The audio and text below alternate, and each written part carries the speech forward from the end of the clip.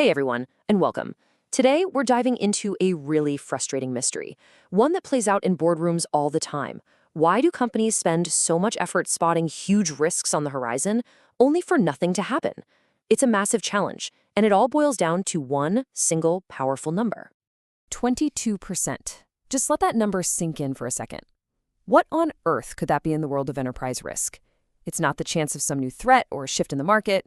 No, it's something way more personal. It's the likelihood that your board will actually do something about the risks you're showing them. And this slide, wow, it just lays it all out. The source material calls this the funnel of inaction, and you can see why. A huge 76% of boards are getting these reports on emerging risks. The big stuff like AI, cyber threats, geopolitical chaos. But as you go down that funnel, only 22% of them actually act on it. That giant gap between seeing the problem and doing something about it, that's a 22% problem. Okay, so you see this problem, this inaction. What's the first thing you do? Well, most leaders walk straight into something the research calls the precision trap. Your gut tells you, right? It feels totally logical. If the board isn't moving, they must not have enough proof. The solution seems obvious. We just need more data, better models, fancier charts, more precision to really convince them. That's gotta be the answer, right? Well, here's the kicker. The data says nope. This slide is a total mythbuster. Companies that went all in on problem precision, just piling on more and more detail, saw the chance of board action go up by only 3%. A measly 3%. I mean, that's basically nothing.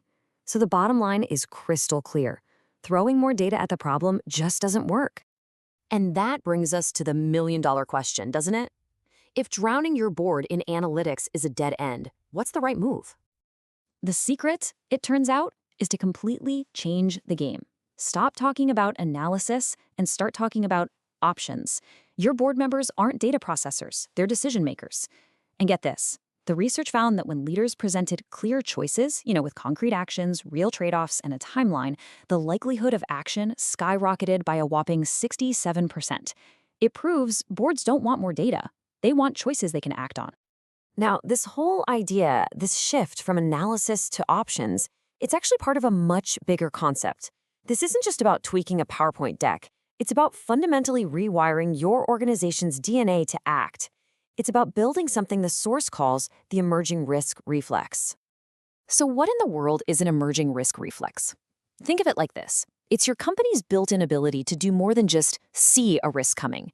It's about being able to frame it strategically, feel it happening in your day-to-day operations, and then have the organizational muscle memory to respond effectively and fast.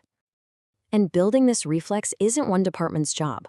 Look at this graphic. It's like 4 strands of a rope being braided together. You've got your governance, risk, and compliance, or GRC. You've got your big picture enterprise risk management, or ERM. Then there's the day-to-day operational risk management, ORM, and of course, technology risk management, TRM. You need all 4 working in sync to be truly strong. The source material has this absolutely brilliant metaphor for why so many companies get this wrong. They're trying to get a full-body reflex from a single muscle group. Most companies have a really strong GRC muscle. They're great at reporting and governance, but their other risk muscles are weak. It leaves them able to see the danger perfectly clearly, but they're basically paralyzed when it's time to actually move. So what happens when you actually build up all 4 of those muscle groups? Well, you start getting real, tangible business outcomes. And that's where this PRAX model comes into play. Okay, let's break this down because it's super important. P is for performance. That's when you link your big picture ERM with your day-to-day ORM to connect strategy to what's actually happening on the ground. R is for resilience. This comes from combining your ORM and TRM to make sure your people and systems can handle a shock. A is for assurance, linking ERM and GRC to make sure your controls actually support your strategy. And finally, C is for compliance, powered by GRC and TRM to enforce your rules right in your tech. See how they all connect? Risk management suddenly goes from being a chore to a real value driver. Okay, so what does all this mean for you, right now, in your company? Let's talk about the path forward. It's all about making that huge jump from just seeing risk to actually being able to move. And look, the forecast here is pretty eye-opening. For the next few years, most companies are going to stay stuck in that 22% rut. But a small, smart group is going to deliberately build out their risk reflex. They're going to pull away from the pack and pave the way for some really cool AI-assisted capabilities down the road. The gap between the movers and the watchers is only going to get wider. So what can you do? Like tomorrow, here are 4 concrete steps. 1. Stop bringing just problems to the board. Always include solution options. 2. Use scenarios to frame risks around what the business is trying to achieve. 3. Get your ops and tech people in the room from the start. They have to help design this reflex. And 4, and this is a big one, change how you measure success. It's not about reports filed, it's about decisions made. If you're serious about building this reflex, finding the right tools and partners is a huge piece of the puzzle. The team over at wheelhouseadvisors.com has some amazing research on this. They have this series called the IRM Navigator, and it's fantastic. They profile top vendors like Risk Connect, ServiceNow, and KPMG. They've already covered GRC, operational risk, and consulting, and their new report on enterprise risk management is coming out this December. It's really a must-read if you're looking to actually put these strategies into practice. And that really brings us back to the one question that started this whole conversation. It's the question you need to be asking yourself and your leadership team.